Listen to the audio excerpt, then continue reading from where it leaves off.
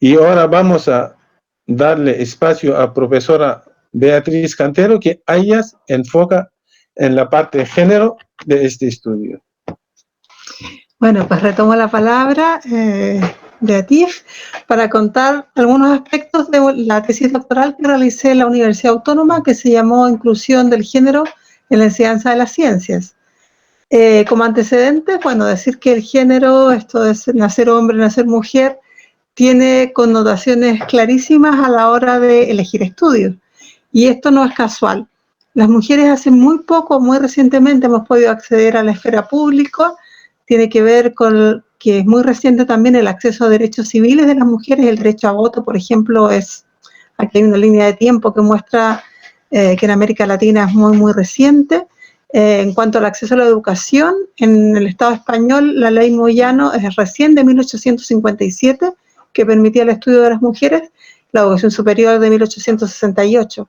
Es decir, que estamos hablando de hace muy poquito tiempo. Nuestras abuelas no tenían derecho a estudiar así como hemos tenido nosotras. En general, el área STEM, que se dice STEM por las siglas en inglés, Science, Ciencia, Tecnología, Ingeniería y Matemáticas, son áreas del conocimiento que son, decimos, sexistas. Sexistas porque si miramos la cantidad de hombres y mujeres que se dedican al área, encontramos que es mayoritariamente un ámbito de ocupación masculino. Esto lo hemos visto tanto en estudiantes que entran a las carreras de ingeniería o matemáticas, como también si miramos el perfil de personal investigador, por ejemplo, del Centro de Investigaciones de aquí de España, en que también se ve un fenómeno que llamamos el fenómeno de las tijeras, es decir, que al comienzo puede haber más mujeres, pero a medida que pasa aumentando la categoría, pues cada vez quedan menos mujeres.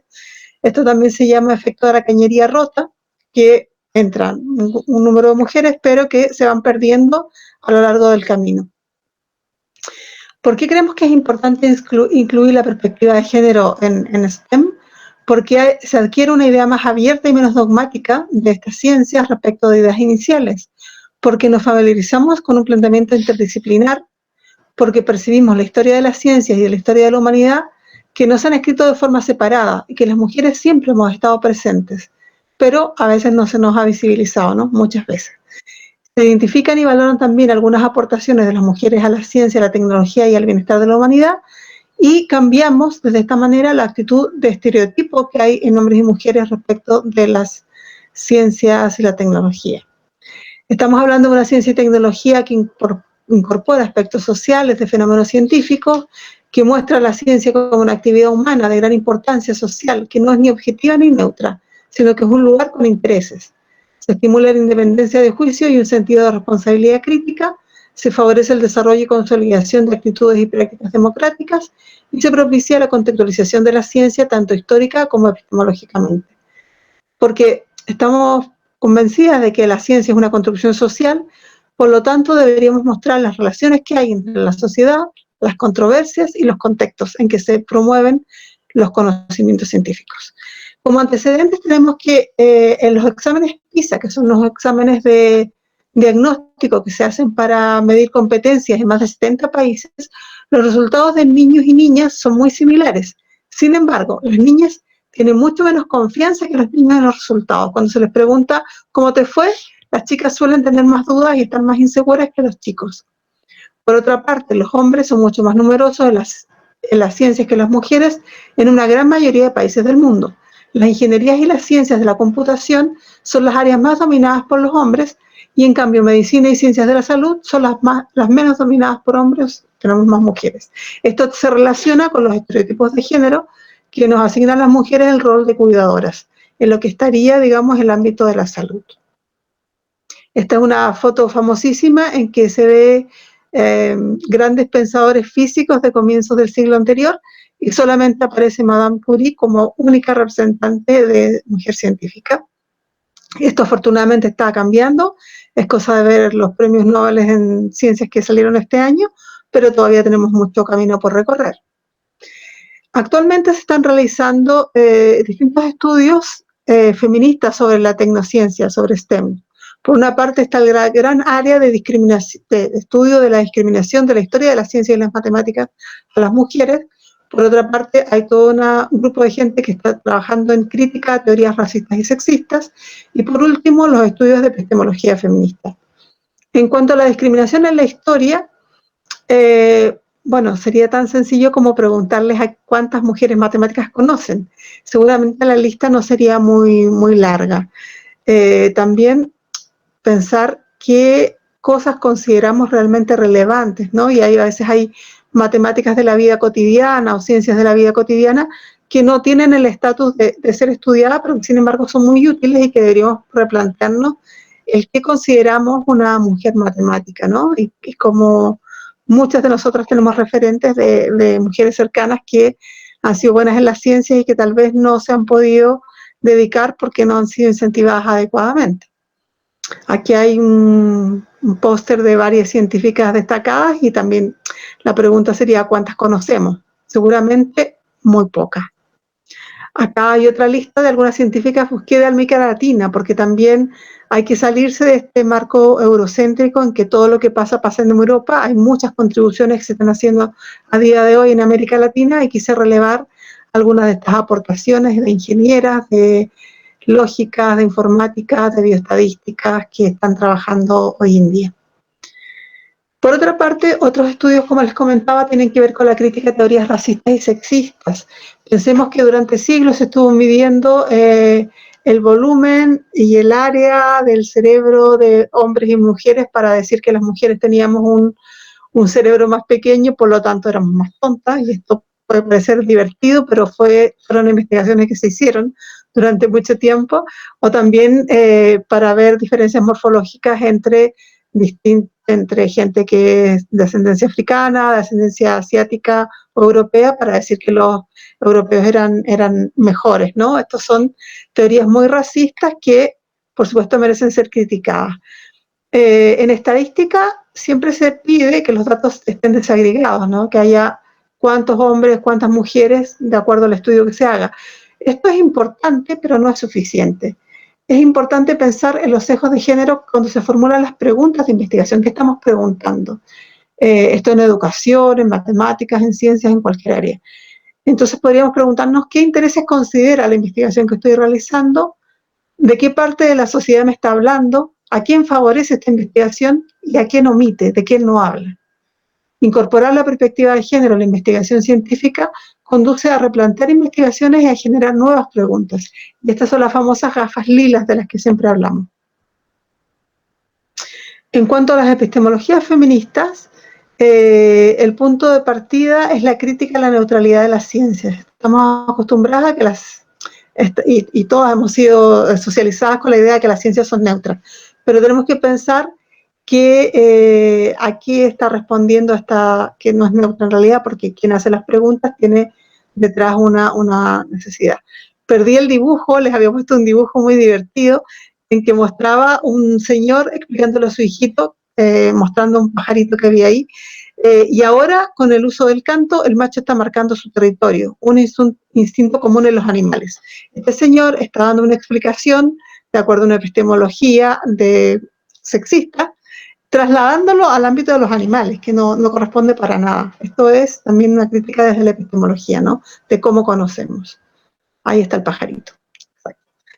Es importante también prestarle atención al lenguaje. Por ejemplo, aquí hacíamos una crítica, si ustedes ven, es un taller para aumentar la vocación matemática de chicas, y el ordenador dice, eres un científico sabio. Aquí vemos a puras chicas, 1, 2, 3, 4, 5 estudiantes y una maestra, y el lenguaje no es inclusivo. El lenguaje no dice, eres una científica, dice, eres un científico.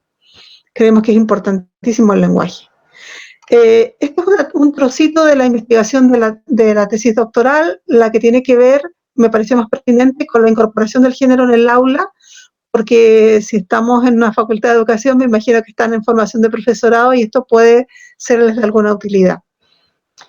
Hicimos una investigación cualitativa para investigar buenas prácticas de inclusión del género en la enseñanza de las ciencias y entrevistamos a profesorado de secundaria, fueron 7 profesores finalmente los que pudimos acceder, y que nos contaron las actuaciones que hacían en el aula y el tipo de actuación. Por ejemplo, Aquí les voy a leer uno. Explicamos que la aportación en el mundo de la ciencia de las mujeres ha sido minoritaria y desconocida, pero que las pocas mujeres que van a poder superar las dificultades para estudiar hicieron aportaciones muy valiosas, a veces robadas por los hombres, por ejemplo, Rosalind Franklin y la estructura del ADN. Esta actuación, explicar la aportación de mujeres, sería con una tipología visibilización de la discriminación por razón de sexo, históricamente o en la actualidad. Y así fuimos catalogando distintas actuaciones que fueron muy nutridas para llegar a identificar, y esto es lo que quería dejar como bien marcado, 5 dimensiones. Identificamos 5 dimensiones que son útiles para incorporar la perspectiva de género en la clase de ciencias. Uno es justamente utilizar un lenguaje no sexista. Es importante decir que hablamos de niños y niñas, alumnos y alumnas, y no es meramente un trámite, sino que realmente el lenguaje crea realidades y es importante que sea inclusivo. Por otra parte, hacer una gestión del aula no sexista. Sabemos que por la socialización de género que ha vivido, los niños generalmente usan mucho más la palabra y el mundo público que no las chicas, no las mujeres, no nuestras alumnas. Por lo tanto, es importante utilizar los espacios físicos y simbólicos de manera igualitaria y reforzar la participación de las chicas.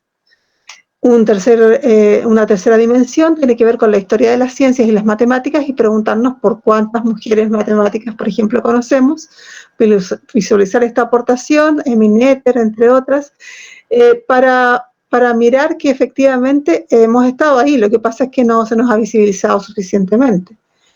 También hablamos de saberes feminizados, que son los saberes que son históricamente saberes ligados al mundo cotidiano, y rescatarlos y ponerlos en valor.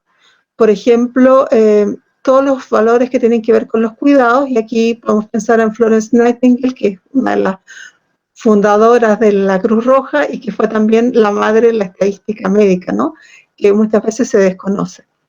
Y la última dimensión que identificamos en la perspectiva de género es el ámbito de los valores, que se refiere al trabajo en el aula que incorpora distintos aspectos éticos que tengan que ver con el respeto, la justicia y la finalidad de la actividad científica, las formas de trabajar cooperativa, etc.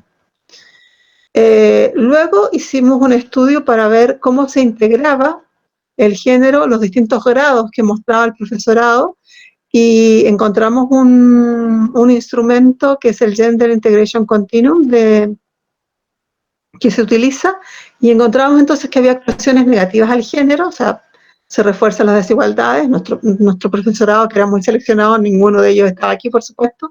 También otro grupo que era neutral al género, en donde no se considera el género, y también no había nadie en nuestro grupo porque era una muestra intencionada, y nuestra muestra empezaba aquí, en profesorado que era sensible al género, en donde el género se ve como un medio para el logro de objetivos de la asignatura, o positivo al género, en que el género es un aspecto incorporado dentro del currículum, y esto todavía falta mucho por trabajar ahí, hasta un nivel mucho más profundo, que es el nivel de transformador, donde el género es transversal dentro de la asignatura y se considera parte importante dentro del currículum. Estos son 5 grados de incorporación de la perspectiva de género, y nos encontramos entonces que analizamos el profesorado que tuvimos acceso, anotamos todas las actuaciones que hicieron, la frecuencia de actuaciones que tenían, y llegamos finalmente a proponer unos indicadores que tienen que ver, por una parte, con el cómo enseñar y también con el qué enseñar. Entonces, aquí poníamos de relieve el contexto de aprendizaje, el conocimiento, el contenido, qué enseñar, las maneras de trabajar y la autonomía como maneras de trabajar, como el cómo enseñar.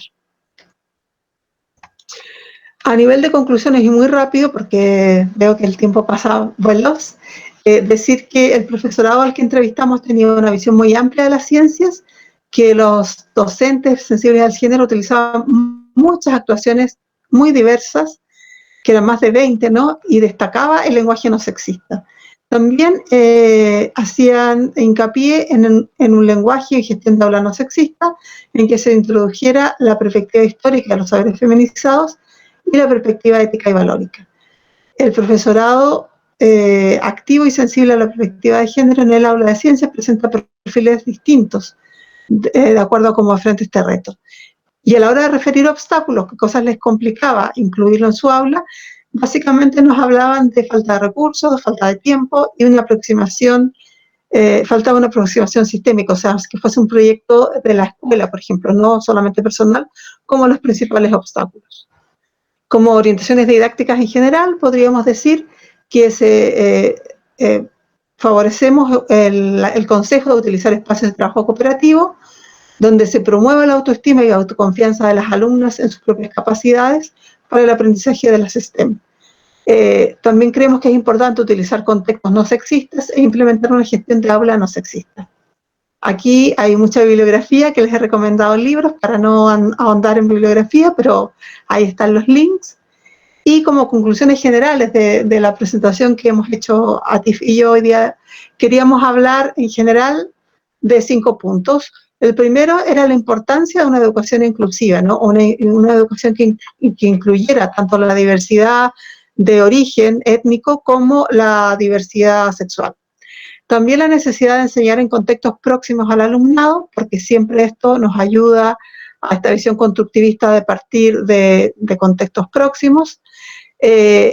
También creemos que hay que remarcar la utilidad de promover el uso de las primeras lenguas, aunque el profesorado no las hable, porque el permitir que entre pares dialoguen en su misma lengua es una ayuda, como bien investigó Atif, para poder resolver problemas matemáticos. También nos parece relevante hablar de la necesidad de fomentar la autoestima, sobre todo en alumnas y en estudiantes indígenas o afrodescendientes que ya viven una discriminación racial por el contexto del mundo en que vivimos, y promover, creemos nosotros, la enseñanza de las matemáticas ligadas a la vida cotidiana. Esto sería nuestra presentación y queríamos saber si es que hay preguntas. No, pues mira, qué interesante. Yo definitivamente estoy acá tomando nota, porque fíjate, como bien te decía cuando empezamos a hablar, que hay muchos temas, muchos aspectos que has tocado, en que si bien nosotros ya hemos empezado como a ver la importancia de hablar de ello, todavía en nuestro medio no es así, o sea, no se habla. Yo ya por aquí, bueno, hay varias felicitaciones, porque pues hay poquita gente aquí, poquita gente en el Face, pero están bastante atentos y de verdad que para nosotros el tema es muy importante. Por acá me dejó un mensaje la coordinadora de, nosotros tenemos un programa de licenciatura en Ciencias Sociales. La profesora no pudo quedarse aquí a la reunión, pero ella de hecho quiere que yo luego les pueda compartir sus contactos en términos de ella poder de pronto como conversar con ustedes. Por acá el profesor Álvaro Enrique Avendaño, entonces él pregunta, profesor, buenas tardes, él pregunta que si hay estudios sobre si emplear la palabra científica incluye en que haya más científicas, o sea, pues de pronto tú hablabas ahorita del uso del lenguaje, entonces él quisiera que tú le ampliaras como por allí. Claro que sí, estudios estadísticos así no tengo, pero sí una anécdota que en Barcelona existía la carrera de licenciatura en informática y había muchísimas chicas apuntadas hace 10 años. Le cambiaron el título al mismo grado y le pusieron ingeniería en informática y la matrícula de chicas cayó drásticamente. ¿Por qué? Porque está el estereotipo asociado de género en que las mujeres, pues en ingeniería no cabemos o en matemáticas no cabemos, así que sí, en una licenciatura era más factible, ¿no? Entonces, se está haciendo todo un trabajo muy lento y muy incipiente, pero que tiene que ver con que se visibilice que hay mujeres científicas, que hay mujeres matemáticas, y yo siempre pregunto lo mismo, y en general la gente siempre me queda mirando con cara de, lamentablemente aún no lo sabemos, pero he hecho mucha investigación en historia de la ciencia y las matemáticas, y cuando uno pregunta ¿qué mujeres matemáticas conoces?, realmente la lista es muy, muy bajita. Entonces a nuestros alumnos, por ejemplo, y alumnas yo hago clase en Magisterio, que es la Universidad Autónoma de Barcelona, les ponemos como un reto al comienzo del curso a cada grupo, dividimos la clase en grupos que trabajan cooperativamente y que nos traigan a la clase y nos presenten una científica, una tecnóloga o una persona que haya sido discriminada por razones étnicas. Estamos hablando de esta perspectiva intercultural, ¿no? De mostrar también que se hace ciencia y se practica fuera de Europa y que cada clase, cada grupo presenta a una persona. Ha sido muy interesante porque nuestro alumnado, evidentemente, claro, todo europeo, español, no conocía ni mujeres científicas, ni matemáticas, ni personas que no fueran europeas. Entonces, cuando les pedíamos nombrar a alguien, siempre era Newton, Einstein y toda esta gente de matemática muy famosa, pero no nos contaban ninguna excepción. Bueno, Madame Curie tal vez sería una. Y esto es un ejercicio muy sencillo que podemos ir haciendo, ¿no? El promover la investigación, el autoaprendizaje de nuestro alumnado sobre otros referentes para que después lo puedan mostrar en sus clases y hacer que niños y niñas conozcan. Por eso les puse la diapositiva a algunas matemáticas actuales, porque el 11 de febrero se celebra el Día de la Niña y la Mujer Científica. Sí, y aquí siempre hacemos actividades alrededor de este día.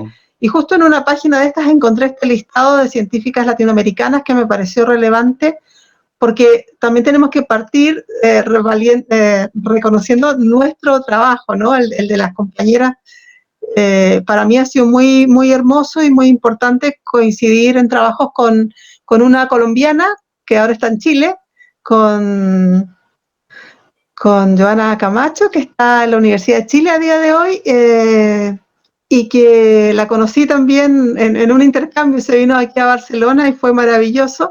Y con ella siempre hablamos de lo importante que es rescatar nosotras la historia de nuestras compañeras o de nuestras predecesoras. Sí que es importante el lenguaje y los referentes. Claro. Bueno, el profe Avendaño dice que muchas gracias.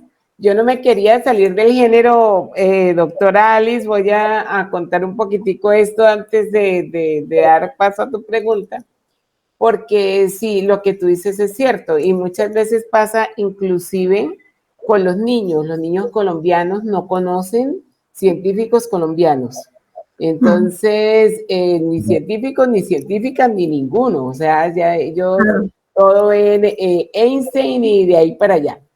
Y entonces, hace poquito tenía digamos, en un trabajo que tuvimos la oportunidad de participar, vemos que aquí en Colombia existe la Sociedad Colombiana de Matemáticas.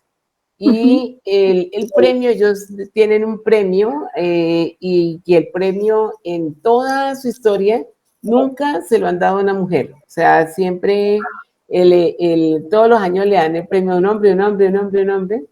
Y hace unos años, como en 2016, un grupo de mujeres que había de 7 países, o sea, hay varias chilenas, entonces ya hicieron una reunión de mujeres que fue en Honduras. Y ahí empezaron un movimiento precisamente por la mujer en la ciencia, en la matemática, bueno, varias cosas. Y entonces, a raíz de eso, se hizo una solicitud, entonces ellos hicieron aparte un premio, en donde premiaron a una mujer, ya llevan 2, pero casualmente, pues aquí en Colombia existe la Universidad Nacional, que pues es uno de nuestros mejores referentes, y entonces las mujeres matemáticas son solamente las que han estudiado matemáticas en la Nacional, o sea que cualquiera de las otras que estudiamos en otro lado, entonces nosotras ya digamos que esa identidad no la tenemos, entonces yo quería decir, apoyando lo que tú dices, que realmente es un tema urgente. O sea, es no solamente como tema urgente, sino que esas conclusiones que nos dejaste por allí son algo muy, muy importante. Y bueno, aquí hay cosas más. Entonces, quería decir eso.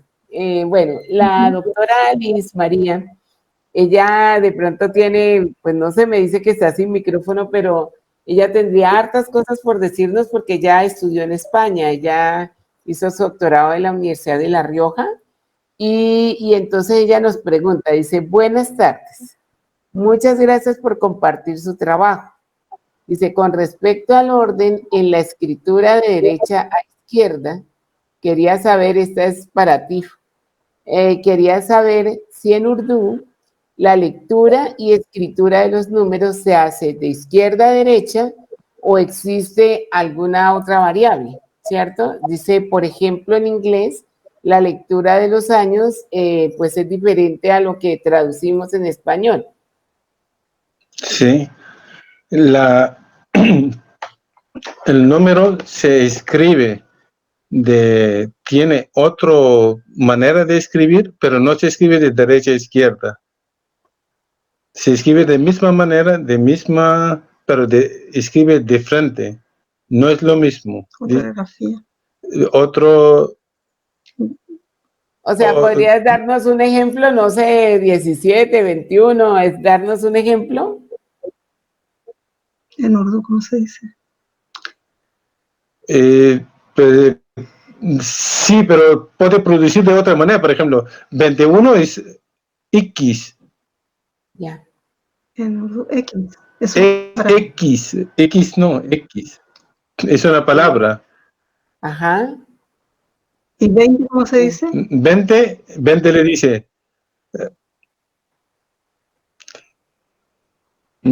¿Cómo es? Hostia, me he olvidado del 20. Cuenta. Salud, pinzón. Le hicieron examen a ti. Ya me sé en inglés, en castellano, en catalán. Sí. La lengua materna no me he olvidado. Bueno, Sí. pero se escribe así. Bis. 20 es bis. Bis. Bis. Pero le escribe de otra manera. Es que ahora yo no tengo lápiz de pasta. Pizarra. Pizarra que te podía escribir cómo lo escriben. Porque le escribe de diferente manera. Pero el tema no es solo escribir de esa manera. La matemática se desarrolla en una cultura, ¿entiende? Entonces, el pensamiento lingüístico también afecta en eso, en ese desarrollo. No solo es la matemática que tú dices, el número no es solo la matemática. La matemática es conjunto de cosas, como, por ejemplo, la cultura, pensamiento, cómo lo piensan, se relaciona con una cosa, un objeto. Ese objeto, ¿cómo lo ven en esa cultura? Sí, eso. Es que nosotros solo referimos matemática en número. 2 por 2, 4. Y 4 por 4, 16. Es más complejo. Es más complejo aún. Por ejemplo, leer un problema de texto en matemática no es tan sencillo como vemos nosotros. Para un estudiante migrante es otra cosa. No solo migrantes, por ejemplo, en Colombia, como habla varias lenguas, tiene otra cultura en su casa. Han desarrollado otro pensamiento en su casa. Y no solo la matemática o el pensamiento en las culturas, por ejemplo, en una sociedad, por ejemplo, digamos, en una casa o un barrio de alto rendimiento, tiene otro pensamiento, un barrio de menos recursos tiene otro tipo de rendimiento. Entonces, su matemática también se varía entre ellas, aunque hablan la misma lengua. Entonces, y es súper importante ver la matemática cómo se desarrolla en varias culturas, varias lenguas, en varios, incluso varios. Yo podría preguntar si en Colombia están empezando a estudiar o a trabajar gente que hable lenguas originarias con matemática. Mira, hay varios trabajos en la línea de etnomatemática que están haciendo en este momento. Por ejemplo, la Universidad de Antioquia tiene una línea, inclusive tienen una licenciatura en etnoeducación. Y la Universidad de Nariño y la Universidad del Cauca también tienen la línea, muy pegados de los brasileros, ¿cierto? Que ellos están pues con su, digamos, con toda la parte que se produce a partir de Huiratán de Ambrosio. Entonces, allí empiezan, digamos, como con esa parte. Ya igual también se consultaban bastante los trabajos de Milton Rosa. Pero yo veía hace poquito en relación con una comunicación con un profesor de Brasil, veía que ellos ya llevan la línea de afromatemática. Entonces están ellos también allí en esas discusiones, porque pues, realmente han sido unas discusiones bastante grandes, por ejemplo, hablando del origen de los egipcios. Pero no, acá, o sea, así, y como general, bueno, yo pensaría que no sé, por lo menos no conozco más allá de allí, de lo que hacen porque aquí, por ejemplo, está la RELAED, la Red Latinoamericana de Etnomatemática.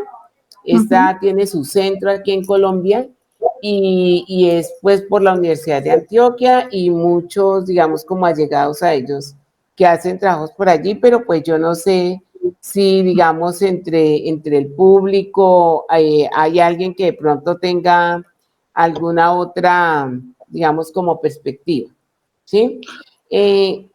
Dime. Yo tenía algunos ejemplos en la diapositiva, esto no hay.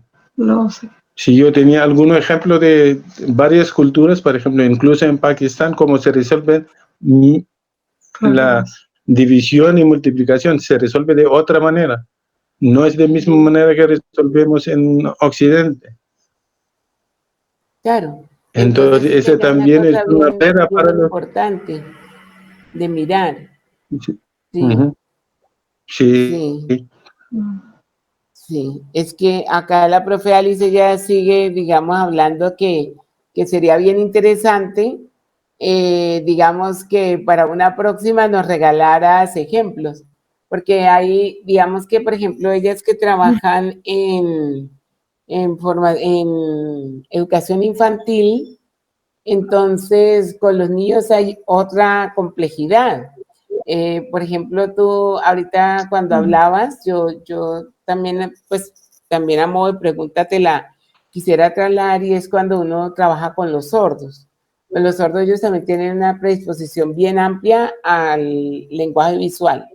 Y de pronto en algunos aspectos pasan muchas de las cosas que has referido en términos de darle como la oportunidad a un oyente que interactúe, digamos, con sus compañeros de clase. Pero también, por ejemplo, cuando ellos llegan y que se piensa solamente en que la única forma de comunicarse con ellos es a través de la lengua de señas, muchos de ellos cuando llegan a la escuela no la conocen. Y entonces ellos también están entre la dualidad de conocer el español como segunda lengua, ¿cierto?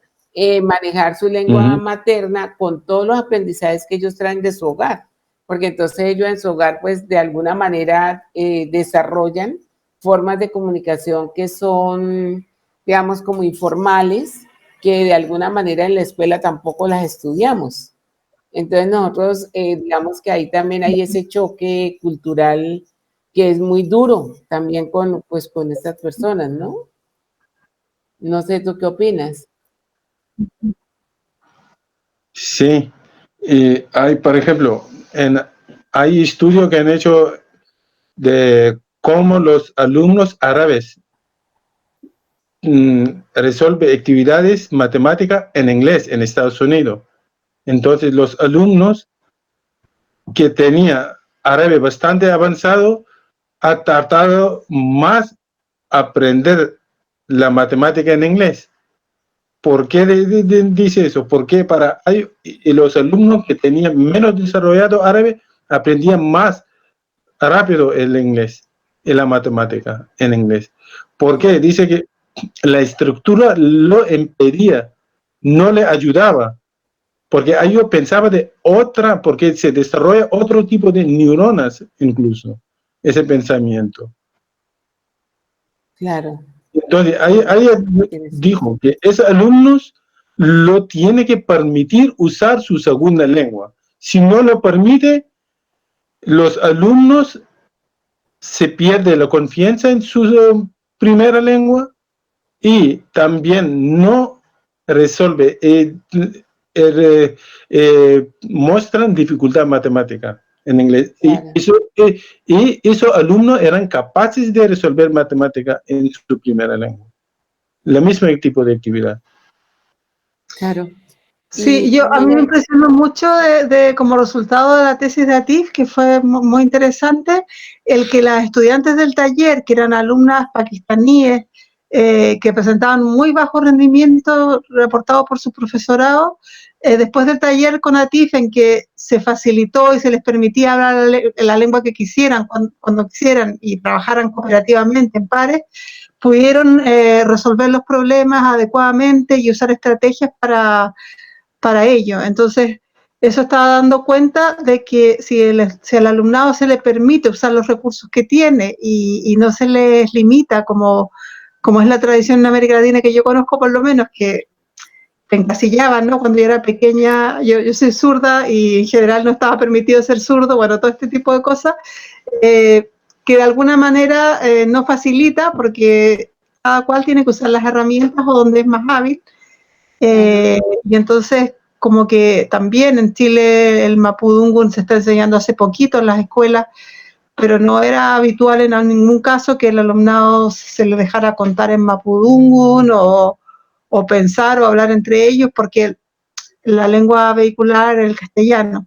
Si se facilita que, aunque el profesorado no habla la lengua materna, los alumnos entre ellos se comuniquen, siempre el aprendizaje entre pares nos resulta mucho mejor, ¿no? Claro. Mira, y yo tenía una pregunta al principio, ¿no? Porque también quería agradecer, porque la reseña que tienes de Colombia es muy completa. Entonces yo quería preguntar de allá para acá, ¿no? ¿Cómo nos ven? Y como ayer, o sea, si tú ves el subtítulo que he puesto a la charla de hoy, entonces nosotros celebramos, bueno, cualquier día, como se quiera llamar el Día de la Raza, ahora hablan de la diversidad cultural o algo así, pero allá hablan del encuentro de dos mundos. ¿Con qué connotación lo hacen? O sea, de mirar hacia acá, ¿cómo? ¿Con qué miradas? Yo creo que, bueno, yo en particular soy latinoamericana, con lo cual no puedo dar mucho el discurso de alguien de España, pero bueno, yo creo que cada vez hay más conciencia del genocidio que se produjo. Entonces, de alguna manera, si bien oficialmente es este día de encuentro, yo creo que fue un encuentro bastante masacre, con lo cual es un día complicado, ¿no? Porque realmente estamos recordando la pérdida justamente de diversidad de cuantísimos pueblos originarios que ya no están.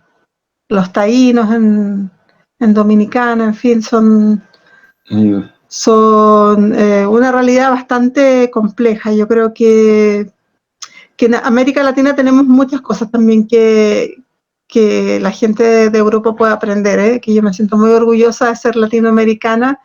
Creo que justamente en este intercambio de culturas que se está dando un poco ahora, que no se dio hace 528 años, sí que podemos ver que hay un enriquecimiento mutuo. Pero partimos de algo muy terrible, ¿no? Muy doloroso. Claro, y mira, yo he oído unos compañeros que hoy no están por aquí porque son los que están con el doctor Oscar allá en este momento, pero ellos hablan también del valenciano y tú no lo nombraste, es que es como un dialecto o como entre los lenguajes que Mira, el valenciano es un idioma que tiene el mismo origen que el catalán.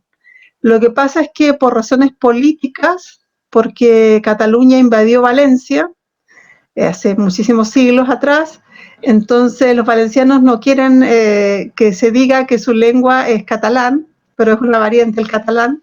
De hecho, yo hablo catalán y me voy a Valencia y la gente no me dice nada. Claro, ya, muy interesante, ¿no? De verdad que sí, yo no sé.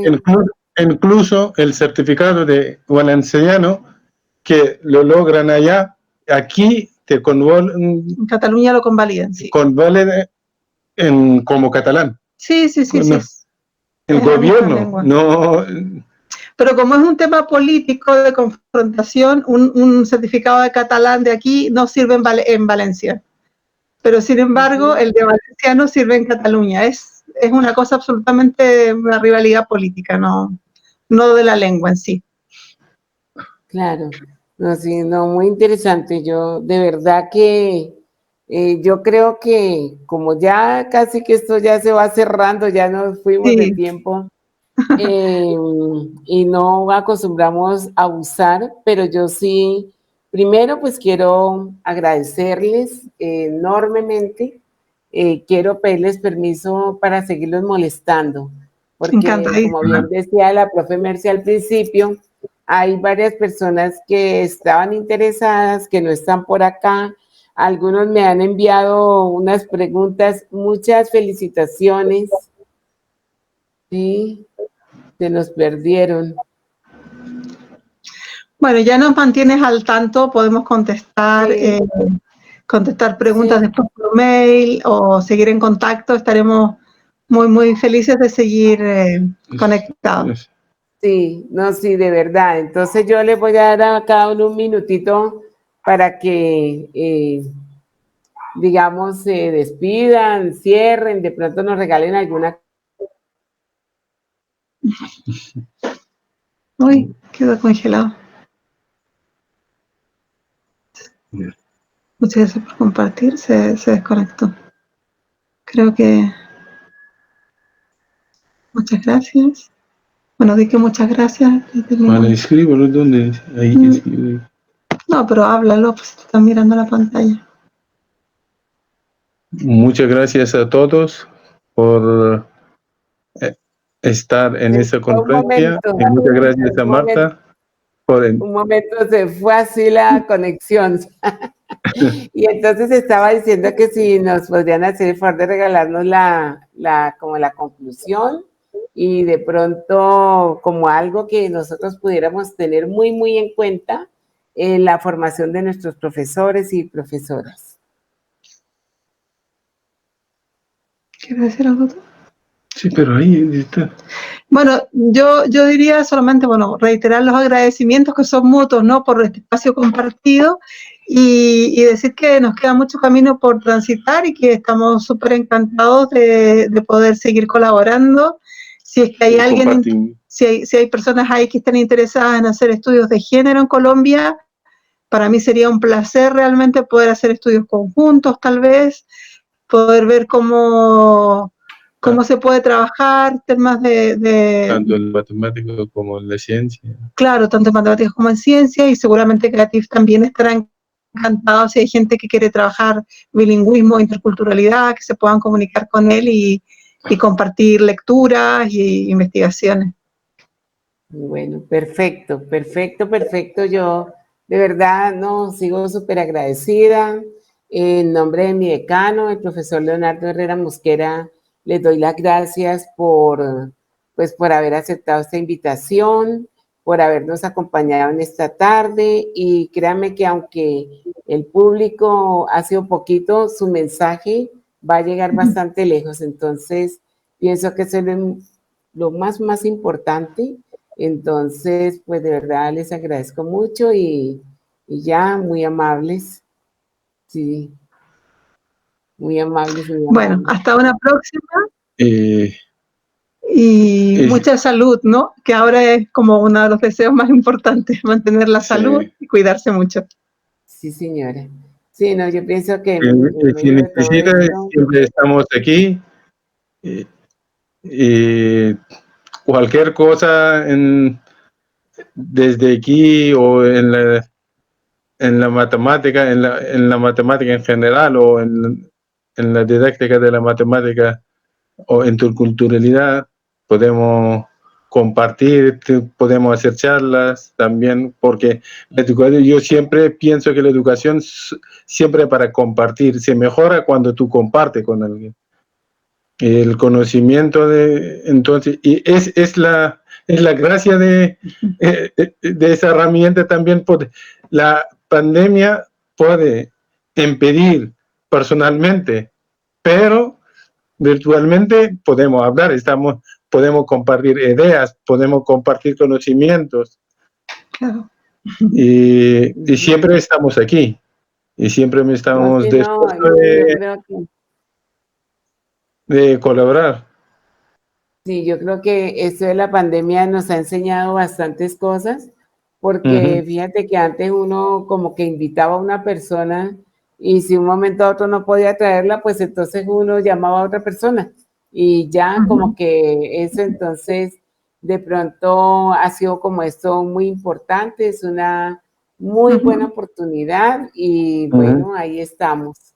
Entonces también de parte de nuestra universidad, muchísimas gracias. Ojalá de verdad algún día podamos tenerlos por acá, porque esta es una universidad muy bonita que está dentro de una zona, un territorio que es bastante diverso, como ya les decía al principio, no solamente desde el punto de vista étnico y cultural, sino también desde el clima. O sea, nosotros aquí en el Huila tenemos todos los climas térmicos, desde cuando tú estás por allá en una parte donde el frío es, bueno, igual no es tan extremo como un invierno allá, pero sí hace bastante frío, pues a la parte norte, donde tenemos ya pues el desierto de la Tatacoa, que es donde estamos ahorita, entonces no bajamos pues de nuestros 30 y algo de grados siempre, ¿sí? Pero igual es el calor humano que les espera cuando los tengamos por aquí.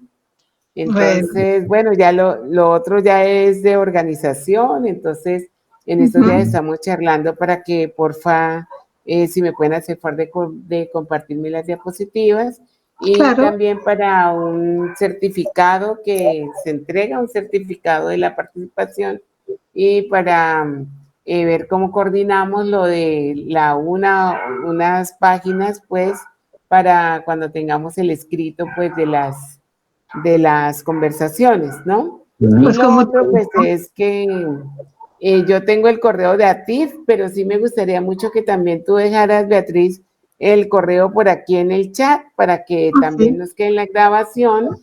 Y ATIF también deja tu correo por allí para que, como hay personas que deseen contactarlo, pues que puedan hacerlo. ¿Cierto que sí? Sí, ya el resto es pues agradecer y también agradecer pues a las personas que se conectaron por nuestro Facebook Live de la Facultad de Educación. También agradecer a las personas que estuvieron aquí en la sala, a las personas que siguen creyendo en este proyecto y esperar pues que en el marco de estas conversaciones, estas preguntas que surgen de ustedes, estas inquietudes que hemos visto, digamos, que se han venido presentando, no solo con motivo de la pandemia, sino ya cuestiones que venían aflorando. Entonces, seguir como atendiéndola a través de estas conversaciones. Entonces, pues no siendo más, damos por cerrada la conversación. Muy bien, muy buenas tardes.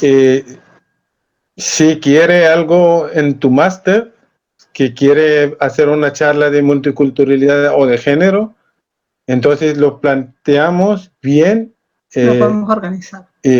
Tenemos que organizar. Yo no sé qué tópico tiene. Bueno, luego seguimos conectados. Sí, estamos en contacto. Claro que sí. Adiós. Yo como acá ellos preguntan, entonces yo me quedo con el dato y la idea sí es seguir en contacto. O sea, pongamos que hoy nos vimos y de aquí para allá nos vamos a seguir viendo. Obviamente con unas cuestiones más estructuradas y sobre todo con el ánimo de pronto compartir investigaciones o de pronto hasta mirar algunas tesis, algunos trabajos.